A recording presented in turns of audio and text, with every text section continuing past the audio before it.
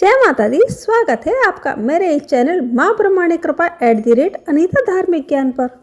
आज मैं आपको पुत्रदा एकादशी के महत्व और कहानी सुनाऊंगी। आप सब भक्तगण ध्यान से सुनिएगा। जय बोलिए श्री विष्णु भगवान की जय। धार्मिक मान्यता के अनुसार पुत्रदा एकादशी का व्रत भगवान श्री हरि विष्णु को समर्पित है। इस व्रत को श्रद्धा पूर्वक करने से भगवान विष्णु की कृपा प्राप्त होती है और संतान सुख, परिवार की सुख शांति तथा मनोकामना पूरी होती है।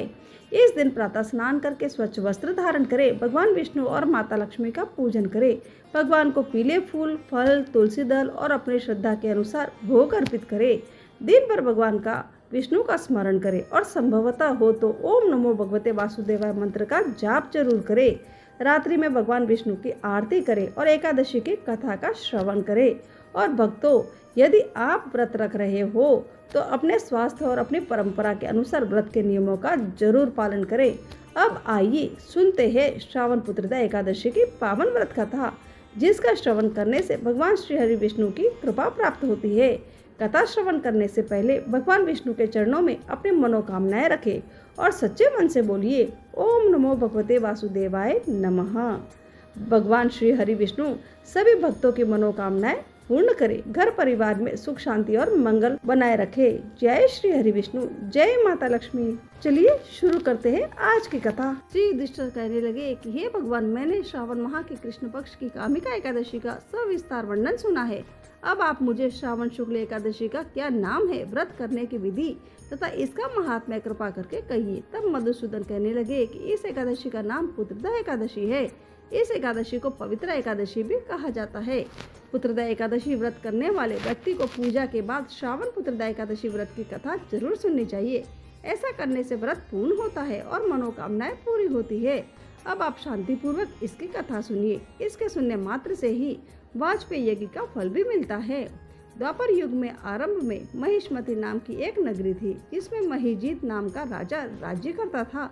लेकिन पुत्रहीन होने के कारण राजा को राज्य सुखदायक नहीं लगता था। उसका मानना था कि जिसके संतान न हो उसके लिए यह लोक और परलोक दोनों ही दुखदायक होते हैं। पुत्र सुख की प्राप्ति के लिए राजा ने अनेक उपाय किए, परंतु राजा को पुत्र की प्राप्ति नहीं हुई। वृद्धावस्था आती देखकर राजा ने प्रजा के प्रतिनिधियों को बुलाया और कहा कि हे प्रजाजनों, मेरे खजानों में अन्याय से उपार्जन किया हुआ धन नहीं है, न मैंने कभी देवताओं तथा ब्राह्मणों का धन छीना है। किसी दूसरे की धरोहर भी मैंने नहीं ली। प्रजा को पुत्र के समान पालता रहा, अपराधियों को पुत्र तथा बांधवों की तरह दंड देता रहा। कभी किसी से घृणा नहीं की, सबको समान माना है, सज्जनों की सदा पूजा करता हूँ। इस प्रकार धर्मयुक्त राज्य करते हुए भी मेरे पुत्र नहीं है, सो मैं अत्यंत दुख पा रहा हूँ। इसका क्या कारण है? राजा महिजीत की इस बात को विचारने के लिए मंत्री तथा प्रजा के प्रतिनिधि वन को गए। वहाँ बड़े बड़े ऋषि मुनियों के दर्शन किए। राजा की उत्तम कामना की पूर्ति के लिए किसी श्रेष्ठ तपस्वी मुनि को देखते फिरते रहे। एक आश्रम में उन्होंने एक अत्यंत वयोवृद्ध धर्म के ज्ञाता, बड़े तपस्वी, परमात्मा में मन लगाए हुए, निराहार, जितेंद्र, जीतात्मा, जीत क्रोध, सनातन धर्म के गूढ़ तत्वों को जानने वाले, समस्त शास्त्रों के ज्ञाता महात्मा लोमश मुनि को देखा, जिनका कल्प के व्यतीत होने पर एक रोम गिरता था। सबने जाकर ऋषि को प्रणाम किया। उन लोगों को देखकर मुनि ने पूछा कि आप लोग किस कारण से आए हैं? निसंदेह मैं आप लोगों का हित करूंगा। मेरा जन्म केवल दूसरों के उपकार के लिए ही हुआ है, इसमें संदेह मत करो। तब लोमश ऋषि के ऐसे वचन सुनकर सब लोग बोले कि हे महर्षि, आप मेरी बात जानने में ब्रह्मा से भी अधिक समर्थ है, अतः आप हमारे इस संदेह को दूर कीजिए। महिष्मतिपुरी का धर्मात्मा राजा महिजीत प्रजा का पुत्र के समान पालन करता है, फिर भी वह पुत्रहीन होने के कारण बहुत दुखी है। उन लोगों ने आगे कहा कि हम लोग उनकी प्रजा है, अतः उनके दुख से हम भी दुखी है। आपके दर्शन से हमें पूर्ण विश्वास है कि हमारा यह संकट अवश्य दूर हो जाएगा, क्योंकि महान पुरुषों के दर्शन मात्र से अनेक कष्ट दूर हो जाते हैं। अब आप कृपा करके राजा के पुत्र होने का उपाय बताइए। यह वार्ता सुनकर ऋषि ने थोड़ी देर के लिए नेत्र बंद किए और राजा के पूर्व जन्म का वृत्तांत जानकर कहने लगा कि हे राजा, यह राजा पूर्व जन्म में एक निर्धन वैश्य था। निर्धन होने के कारण इसने कई बुरे कर्म किए। ये एक गांव में दूसरे गांव व्यापार करने जाया करता था। एक समय ज्येष्ठ मास के शुक्ल पक्ष की द्वादशी के दिन मध्याह्न के समय वह, जबकि 2 दिन से भूखा प्यासा था, एक जलाशय पर जल पीने गया। उसी स्थान पर एक तत्काल की ब्याई हुई प्यासी गौ भी जल पी रही थी। राजा ने उस प्यासी गाय को जल पीते हुए हटा दिया और स्वयं जल पीने लगा। इसलिए राजा को यह दुख सहना पड़ा। एकादशी के दिन भूखा रहने से वह राजा हुआ और प्यासी गौ को जल पीते हुए हटाने के कारण वह पुत्र वियोग का दुख सहना पड़ रहा है। ऐसा सुनकर सब लोग कहने लगे कि हे ऋषि, शास्त्रों में पापों का प्रायश्चित भी तो लिखा है ना, अतः जिस प्रकार राजा को ये पाप नष्ट हो जाए, आप ऐसा ही कोई उपाय बताइए। तब लोमश मुनि कहने लगे कि श्रावण शुक्ल पक्ष की एकादशी को, जिसे पुत्रदा एकादशी भी कहते हैं, तुम लोग सब लोग व्रत करो और रात्रि को जागरण करो। इससे राजा का यह पूर्व जन्म का पाप अवश्य ही नष्ट हो जाएगा, साथ ही राजा को पुत्र की अवश्य प्राप्ति होगी। लोमश ऋषि के ऐसे वचन सुनकर मंत्रियों सहित सारी प्रजा नगर को वापस लौट आई और जब श्रावण शुक्ल एकादशी आई तो ऋषि के आज्ञा अनुसार सबने पुत्रदा एकादशी का व्रत और जागरण किया। इसके पश्चात द्वादशी के दिन इसके पुण्य का फल राजा को दिया गया।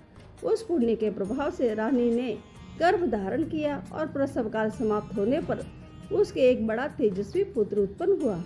इसलिए हे राजन, इस श्रावण शुक्ल एकादशी का नाम पुत्रदा पड़ा। अतः संतान सुख की इच्छा हासिल करने वाले इस व्रत को अवश्य करे। इसके महात्म्य को सुनने से मनुष्य सब पापों से मुक्त हो जाता है और इस लोक में संतान सुख भोग कर परलोक में स्वर्ग को प्राप्त होता है। इस प्रकार मेरी एकादशी की ये कथा पूरी होती है। एकादशी सनातन धर्म में आचरण किए जाने वाले सबसे महत्वपूर्ण व्रतों में से एक है। लेकिन क्या आप जानते हैं कि एकादशी व्रत के पीछे क्या है? एकादशी व्रत क्यों किया जाता है? चलिए सुनाती हूँ एकादशी देवी की कहानी। मूर नामक एक दैत्य था। रावण और कंस की तरह वह भी बड़ा आतंक मचाता था। स्वर्ग में देवों सहित सभी को पीड़ा देता था। सब लोग उससे रक्षा मांगकर श्रीमन नारायण के शरण में गए। भगवान ने कहा, मैं उसे संभालता हूँ, तुम चिंता मत करो। भगवान मूर के साथ युद्ध करने लगे, लेकिन अपनी सारी शारीरिक शक्ति लगाकर भी भगवान कुछ नहीं कर सके। भगवान को युद्ध के मैदान में पलायन करना ही पड़ा। वे हिमालय की एक गुफा में छिप गए। मूर भी उनका पीछा करते हुए वहां पहुंच गया। भगवान ने ध्यान करना शुरू किया और उनके मन से एक शक्ति उत्पन्न की, उनकी मानसिक शक्ति। इस शक्ति ने बाहर आकर मूर को अपनी तलवार से मार डाला। हम जानते हैं कि शरीर में 10 इंद्रिय है, 5 ज्ञानेंद्रिय है और 5 कर्मेंद्रिय है। 11वीं इंद्रिय है मन। संस्कृत में एकादशी का अर्थ है 11। चूँकि ये देवी उनके मन भगवान की 11वीं इंद्रिय से निकली थी, इसलिए भगवान ने इन्हें एकादशी के नाम से पुकारा। एकादशी माता की उत्पत्ति का दिन उनके नाम से ही जाना जाने लगा। माता एकादशी के अंतिम चरण के दौरान उत्पन्न हुई थी, इसे जयंती कहते हैं, और उन्हें द्वादशी के पहले चरण के दौरान दैत्य को मार डाला था, इसे समर्ति कहते हैं। एकादशी के दिन भगवान ने घोषणा की कि एकादशी के दौरान देवी के इस महान कार्य के कारण पूरे जगत में कोई भी पाप नहीं रहेगा। लेकिन पाप तो पहले से ही है। जब उसने यह सुना, पाप पुरुष आश्रय की तलाश में इधर उधर भागने लगा। एकादशी के दौरान वह कहाँ रहेगा? वह जहाँ भी गया सभी ने उसे आश्रय देने से इनकार कर दिया। अंत में अन्न यानी भोजन एकादशी के दौरान उसे आश्रय देने के लिए सहमत हुआ। यानी कानिच पापानि ब्रह्म हत्यादि कानिच अन्नमाश्रित्य सर्वाणि तिष्ठति हरिवासरे अघस केवलम भुंडते तो भुंडते हरिवासरे। तो एकादशी के दौरान सभी पाप भोजन में आश्रय लेते हैं। जो कोई एकादशी के दौरान भोजन करता है, ये पाप उस व्यक्ति में प्रवेश करेंगे और रोग, समस्या, हानि, परेशानी इत्यादि बन जाएंगे। एकादशी देवी को विष्णु कन्या भी कहा जाता है, क्योंकि वह भगवान की मानस पुत्री हैं। उनकी मूर्ति पूरी जगन्नाथ मंदिर और द्वारका धाम में है। भगवान के धर्म की रक्षा के लिए जितने भी अवतार हैं, वे सभी एकादशी के दिन ही हुए हैं, इसलिए यह इतना पवित्र दिन है। अब मैं आपको राजा धर्मकीर्ति की एक कथा सुनाती हूँ। गालव मुनि का भद्रशील नाम का एक पुत्र था। भद्रशील ने छोटी उम्र से ही एकादशी व्रत का पालन करना शुरू कर दिया। मुनि ने उन्हें ऐसा करने के लिए कभी नहीं कहा था। एक बार मुनि ने भद्रशील से पूछा कि उन्हें इस व्रत को करने के लिए किसने कहा है? भद्रशील ने कहा कि मैं कई जन्मों से एकादशी व्रत करता आ रहा हूँ। आमतौर पर किसी को भी पिछला जन्म याद नहीं रहता। जब तक आप माँ के गर्भ में होंगे तब तक आपको पिछले जन्मों की याद रहेगी, लेकिन जन्म से ठीक पहले यह स्मृति मिट जाती है। लेकिन भद्रशील को अपने पिछले जन्म की याद उस समय भी थी। ये एकादशी व्रत की शक्ति थी जिसका वे पालन करते थे। वे एक पूर्व जन्म में धर्मकीर्ति नामक राजा थे। धर्मकीर्ति बहुत क्रूर था, उसे कोई पसंद नहीं करता था। ऐसा कोई पाप नहीं था जो उसने नहीं किया। एक बार वह अपने सैनिकों के साथ शिकार पर गया। उसने एक हिरण को देखा और अपने सैनिकों को उस हिरण को चारों ओर से घेरने के लिए कहा। राजा ने कहा कि जो भी हिरण को भागने देगा उसका पूरा परिवार मार डाला जाएगा। हिरण ने यह भी सुना तो सोचा, बेचारे सैनिक, मैं उनमें से किसी को भी कुछ होने नहीं दूंगा। हिरण राजा के पास से निकल भागा। राजा ने हिरण का पीछा किया। सूर्यास्त होते राजा एक घने जंगल के अंदर फंस गया। हिरण कहीं दिखाई नहीं दे रहा था। राजा ने एक पेड़ के नीचे रात बिताई। उसने दिन भर में कुछ भी नहीं खाया था। उसे चारों ओर खतरनाक जानवरों ने गुर्राने की आवाज़ सुनाई दे रही थी। वह सो नहीं सका। राजा ने डर से ही श्री हरि परमात्मा से प्रार्थना करना शुरू कर दिया। फिर सुबह होते ही उसकी मृत्यु हो गई। यमदूत आए और उसे यमराज के पास ले गए। यमराज ने पूछा कि तुम लोग इन्हें यहाँ क्यों लाए हो? इनका स्थान तो वैकुंठ में भगवान महाविष्णु के बगल में है। लेकिन राजन, ये तो महापापी है। नहीं, वह सब पाप चला गया है। ये अब पवित्र है। जिस दिन उनकी मृत्यु हुई वह एकादशी थी। उन्होंने दिन भर उपवास किया और रात में जागते हुए भी श्री हरि का स्मरण किया। उनके सारे पाप दूर हो गए, वे पवित्र हो गए हैं। यमराज ने स्वयं एक स्वर्ण रथ बुलवाया और राजा को वैकुंठ भेज दिया। जब लोगों को इस बारे में पृथ्वी पर पता चला तो वे सभी एकादशी का पालन करने के लिए और अधिक उत्साहित हो गए। भक्तों, यदि आप प्रतिदिन तुलसी माता के पास दीपक जलाती हो तो आज की यह कथा आपके जीवन की दिशा बदल सकती है, क्योंकि यह केवल एक धार्मिक परंपरा नहीं बल्कि स्वयं भगवान श्री कृष्ण द्वारा बताया गया ऐसा रहस्य है जो सौभाग्य, सुख, समृद्धि और पति की दीर्घायु से जुड़ा हुआ है। कहा जाता है कि एक बार द्वारका नगरी में देवी सत्यभामा के मन में एक जिज्ञासा उत्पन्न हुई। उन्होंने देखा कि स्वयं भगवान श्री कृष्ण प्रतिदिन तुलसी माता को जल अर्पित करते हैं और देवी रुक्मणी सायंकाल समय तुलसी के पास दीपक प्रज्वलित करती है। यह दृश्य देखकर उनके मन में प्रश्न उठा कि आखिर तुलसी के पास दीपक जलाने का ऐसा क्या महत्व है कि स्वयं भगवान और माता रुक्मणी भी इस नियम का पालन करते हैं। एक दिन अवसर पाकर सत्यभामा जी ने भगवान श्री कृष्ण से विनम्रता पूर्वक पूछा कि हे स्वामी, आप प्रतिदिन तुलसी को जल क्यों अर्पित करते हैं और माता रुक्मणी तुलसी के पास दीपक क्यों जलाती है? इसके पीछे कौन सा दिव्य रहस्य छिपा है? कृपा करके मुझे इसका महात्म्य बताइए। तब भगवान श्री कृष्ण मुस्कुराए। उनके मुखमंडल पर अद्भुत तेज झलक रहा था। उन्होंने कहा कि हे प्रिय सत्यभामे, तुमने अत्यंत महत्वपूर्ण प्रश्न किया है। तुलसी कोई साधारण पौधा नहीं, वह स्वयं देवी लक्ष्मी का स्वरूप है और भगवान विष्णु को सबसे अधिक प्रिय है। जो मनुष्य श्रद्धा से तुलसी को जल अर्पित करता है उसके घर में सुख, शांति और समृद्धि का वास होता है। और जो स्त्री प्रतिदिन सायंकाल समय तुलसी माता के समीप दीपक जलाती है उसके जीवन से अनेक प्रकार के संकट दूर हो जाते हैं। फिर भगवान श्री कृष्ण बोले कि आज मैं तुम्हें एक ऐसी कथा सुनाने जा रहा हूँ जिसे सुनने मात्र से मनुष्य के अनेक पाप नष्ट हो जाते हैं। यह कथा एक ऐसी पतिव्रता स्त्री की है जिसने अपने अटूट विश्वास, तुलसी माता की कृपा और धर्म के बल पर स्वयं मृत्यु को भी पराजित कर दिया था। यह सुनकर देवी सत्यभामा श्रद्धा से भगवान के चरणों के समीप बैठ गई और बोली कि हे नाथ, मैं इस कथा को पूर्ण ध्यान और श्रद्धा के साथ सुनना चाहती हूँ। कृपा करके मुझे वह पवित्र कथा सुनाइए। तब भगवान श्री कृष्ण ने कहना आरंभ किया। बहुत समय पहले मध्य प्रदेश में श्याम शर्मा नामक एक वैश्य अपनी पत्नी के साथ रहता था। उसके पास धन, दौलत, वैभव और ऐश्वर्य की कोई कमी नहीं थी। नगर के लोग उसे अत्यंत सम्मान की दृष्टि से देखते थे। उसके भंडार सोने चांदी से भरे रहते थे। नौकर चाकर उसकी सेवा में लगे रहते थे। परंतु इतना सब कुछ होते हुए भी उसके जीवन में कुछ ऐसा अभाव था जो उसे दिन रात भीतर से तोड़ रहा था। वह अभाव था संतान सुख का। समय बीतता गया लेकिन उसके घर में कभी किसी बच्चे की किलकारी नहीं गूंजी। जब भी वह किसी दूसरे के आंगन में खेलते हुए बच्चों को देखता तो उसका हृदय पीड़ा से भर उठता था। उसकी पत्नी भी अक्सर अकेले में बैठकर रोया करती थी।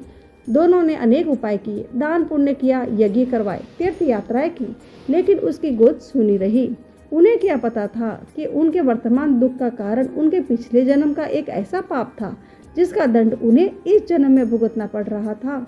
उन्हें क्या पता था कि उनके वर्तमान दुख का कारण एक दिन दुखी होकर श्याम शर्मा महान ऋषि वशिष्ठ के आश्रम में पहुंचे। उनके चरणों में गिरकर उन्होंने कहा कि हे मुनिवर, मेरे पास धन है, सम्मान है, सुख है, सुविधा है, लेकिन संतान नहीं है। कृपा करके बताइए कि ऐसा क्यों है। ऋषि वशिष्ठ ने अपनी दिव्य दृष्टि से उनके पूर्व जन्म का रहस्य देखा और गंभीर स्वर में बोले कि हे वत्स, पिछले जन्म में तुमने एक भूखी और प्यासी व्याकुल गौमाता का अपमान किया था। वह अपने नवजात बछड़े के लिए भोजन खोजती हुई तुम्हारे द्वार पर आई थी, लेकिन तुमने उसे दुत्कार कर भगा दिया। उसी दुखी गौमाता के श्राप के कारण तुम्हें इस जन्म में संतान सुख प्राप्त नहीं हो रहा है। यह सुनकर श्याम शर्मा के पैरों तले जमीन खिसक गई। उनकी आंखों में पश्चाताप के आंसू बहने लगे। उन्होंने हाथ जोड़कर कहा, हे मुनिवर, मुझसे बहुत बड़ा अपराध हुआ है। अब इस पाप का प्रायश्चित कैसे होगा। तब वशिष्ठ जी ने उन्हें पुत्रेष्टि यज्ञ करने, ब्राह्मणों को भोजन करवाने और गोदान करने का उपाय बताया। श्याम शर्मा ने वैसा ही किया। भव्य यज्ञ संपन्न हुआ। जब यज्ञ पूर्ण हुआ तो अग्नि की लपटों ने स्वयं अग्निदेव प्रकट हुए।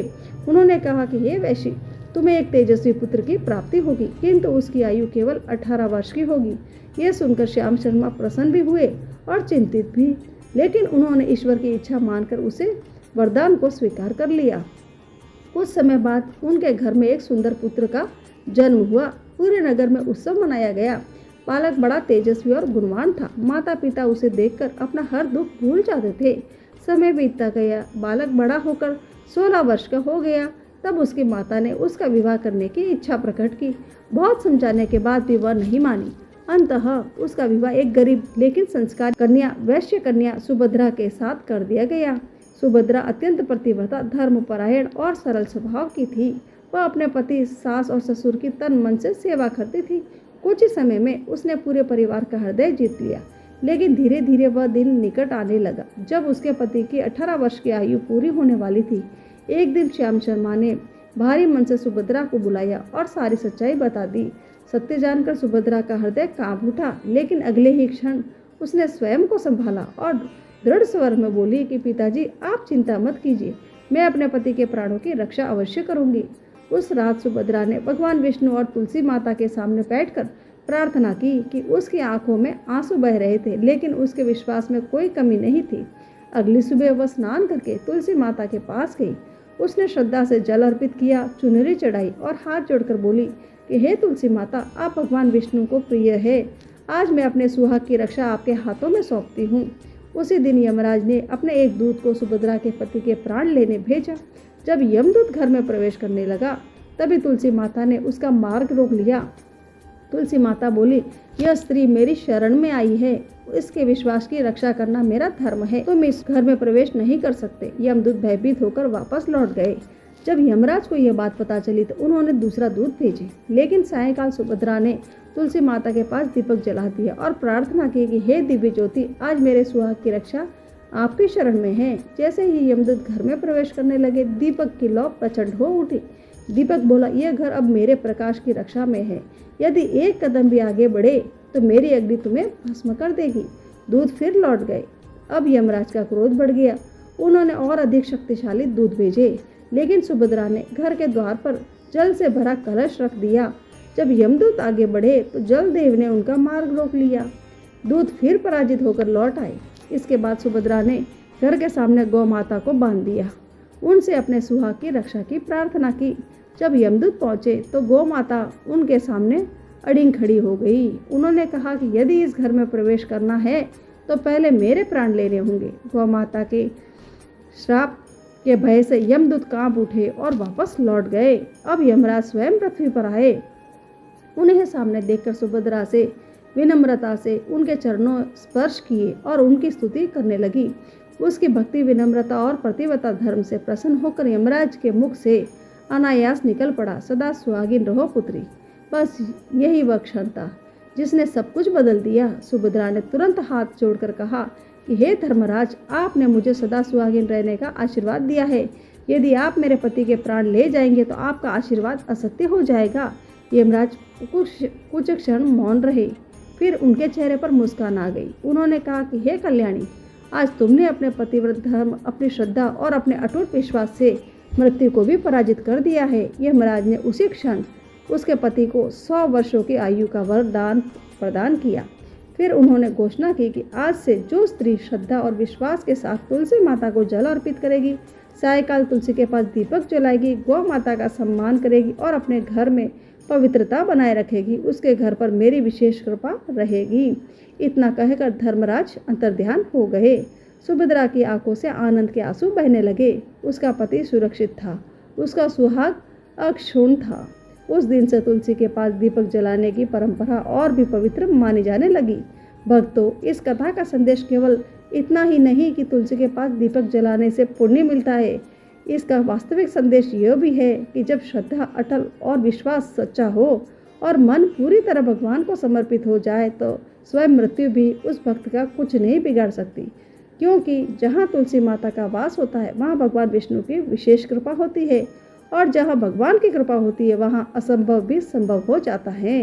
भगवान श्री कृष्ण कहते हैं कि हे रुक्मणी, इस प्रकार से तुलसी के पास केवल दीप जलाने मात्र से ही मनुष्य को संपूर्ण पाप नष्ट हो जाते हैं। जो स्त्री नित्य शाम को तुलसी के पास दीपक जलाती है वह सौभाग्यवती होती है और उसके पूर्व जन्म के सभी पाप नष्ट हो जाते हैं। उसे सुख समृद्धि की प्राप्ति होती है। रोज तुलसी के पास दीपक जलाते समय इस मंत्र का उच्चारण करना चाहिए। ओम तुलसी देव्यै च विद्महे विष्णु प्रियायै च धीमहि तन्नो वृंदा प्रचोदयात्। इसका अर्थ है, हम भगवान विष्णु की प्रिय और परम पवित्र माता तुलसी का ध्यान करते हैं। वे देवी वृंदा हमें उच्च बुद्धि प्रदान करे और हमारे विचारों को सही दिशा में प्रकाशित करे। भगवान श्री कृष्ण कहते हैं कि हजारों अमृत के घड़ों से नहलाने से उनकी तृप्ति नहीं होती जितने की मनुष्य केवल तुलसी का एक पत्ता चढ़ाने से हो जाती है। 1000 गोदान से मानव को जो फल प्राप्त होता है वही फल तुलसी के दान से पा लेता है। जो मृत्यु के समय अपने मुख में तुलसी पत्र का जल पी लेता है वह संपूर्ण पापों से मुक्त होकर भगवान श्री हरि के धाम को जाता है। पृथ्वी पर जिस घर में तुलसी का पौधा होता है वहाँ पर कभी बुराई का वास नहीं होता। ऐसा स्थान सबसे पवित्र होता है। इस कारण से सबको घर में तुलसी का पौधा जरूर रखना चाहिए। हिंदू धर्म में तुलसी के पौधे का बहुत बड़ा महत्व है, इसलिए सबसे पहले भगवान विष्णु ने तुलसी माता की पूजा की थी। इस प्रकार भगवान श्री हरि ने तुलसी के पास दिया जलाने का महत्व माता रुक्मणी को बताया था। जो भक्त गण आप सभी हर दिन खासकर एकादशी के दिन तुलसी पूजा कर दीप प्रज्वलित जरूर करें। भगवान विष्णु की कृपा आप सब पर सदा सर्वदा बनी रहेगी। तो बोलिए वृंदावन बिहारी लाल की जय। इस प्रकार मेरी ये पुत्रदा एकादशी की कहानी और एकादशी की कहानी और माता तुलसी माता की कहानी समाप्त होती है। जय ग्यारस माता की जय। अब मैं सबसे आखिरी में आपको ग्यारस माता की आरती सुनाऊंगी। वह आरती मेरे साथ करिए या उसे श्रद्धा से सुनिए। ओम जय एकादशी माता हो मैया, जय एकादशी माता। विष्णु पूजा व्रत को धारण कर, विष्णु पूजा व्रत को धारण कर शक्ति मुक्ति पाता हो। जय एकादशी माता, तेरे नाम गिनाऊं देवी, भक्ति प्रदान करनी हो मैया, भक्ति प्रदान करनी। गण गौरव की देनी माता, गण गौरव की देनी माता, शास्त्रों में वर्णी। ओम जय एकादशी माता। मार्गशीर्ष के कृष्ण पक्ष की उत्पन्न विश्व तारणी जन्मी हो मैया, विश्व तारणी जन्मी। शुक्ल पक्ष में हुई मोक्षदा, शुक्ल पक्ष में हुई मोक्षदा, मुक्ति दाता बनाई। ओम जय एकादशी माता। पौष के कृष्ण पक्ष की सफला नामक है हो मैया, सफला नामक है। शुक्ल पक्ष में होए पुत्रदा, शुक्ल पक्ष में होए पुत्रदा, आनंद अधिक रहे। ओम जय एकादशी माता। नाम षट तिला माघ मास में कृष्ण पक्ष में आवे हो मैया कृष्ण पक्ष में आवे। शुक्ल पक्ष में जया कहावे, शुक्ल पक्ष में जया कहा विजय सदा पावे। ओम जय एकादशी माता। विजय फाल्गुन कृष्ण पक्ष में शुक्ला आमल की हो मैया शुक्ला आमल की। पाप मोचनी कृष्ण पक्ष में पाप मोचनी कृष्ण पक्ष में चैत्र महाबली की। ओम जय एकादशी माता। चैत्र शुक्ल में नाम कामदा धन देने वाली हो मैया धन देने वाली। नाम वरुधनी कृष्ण पक्ष में नाम वरुधनी कृष्ण पक्ष में वैशाख महावाली। ओम जय एकादशी माता। शुक्ल पक्ष में होए मोहिनी अपराजेष्ठ कृष्ण पक्षी ओ मैया अपराजेष्ठ कृष्ण पक्षी। नाम निर्जला सुख करनी नाम निर्जला सब सुख करण शुक्ल पक्ष राखी हो। ओम जय एकादशी माता। योगिनी नाम आषाढ़ में जानो कृष्ण पक्ष करनी हो मैया कृष्ण पक्ष करनी। देव शयनी नाम कहायो देव शयनी नाम कहायो शुक्ल पक्ष धरणी। ओम जय एकादशी माता। कामिका श्रावण मास में आवे कृष्ण पक्ष कहिए हो मैया कृष्ण पक्ष कहिए। श्रावण शुक्ला होए पवित्रा श्रावण शुक्ल होए पवित्रा आनंद से रहिए। ओम जय एकादशी माता। आजा भाद्रपद कृष्ण पक्ष की परिवर्तनी शुक्ला हो मैया परिवर्तनी शुक्ला। इंद्र अश्विन कृष्ण पक्ष में इंद्र अश्विनी कृष्ण पक्ष में व्रत में भव सागर निकला। ओम जय एकादशी माता। पाप कुंश है शुक्ल पक्ष में आप हरण हारी हो मैया आप हरण हारी। रमा मास कार्तिक में आवे रमा मास कार्तिक में आवे सुखदायक भारी। ओम जय एकादशी माता। देवोत्थानी शुक्ल पक्ष की दुख नाशक हो मैया दुख नाशक हो मैया। पावन मास में करो विनती पावन मास में करो विनती पार करो नैया। ओम जय एकादशी माता। परमा कृष्ण पक्ष में होती जन मंगल करनी हो मैया जन मंगल करनी। शुक्ल मास में होए पद्मिनी शुक्ल मास में होए पद्मिनी दुख दरिद्र हरणी। ओम जय एकादशी माता। जो कोई आरती एकादशी की भक्ति सहित गावे हो मैया भक्ति सहित गावे। जन गुरु दीता स्वर्ग का सन दीता स्वर्ग का वासा निश्चित व पावे। ओम जय एकादशी माता। ओम जय एकादशी माता हो मैया जय एकादशी माता। विष्णु पूजा व्रत को धारण कर विष्णु पूजा व्रत को धारण कर शक्ति मुक्ति पाता। ओम जय एकादशी माता। जय बोलो एकादशी माता की जय। बोलो विष्णु भगवान की जय। बोलो लक्ष्मी माता की जय। कल फिर मिलते हैं एक नई कहानी के साथ। तब तक के लिए जय माता दी जय श्री कृष्णा।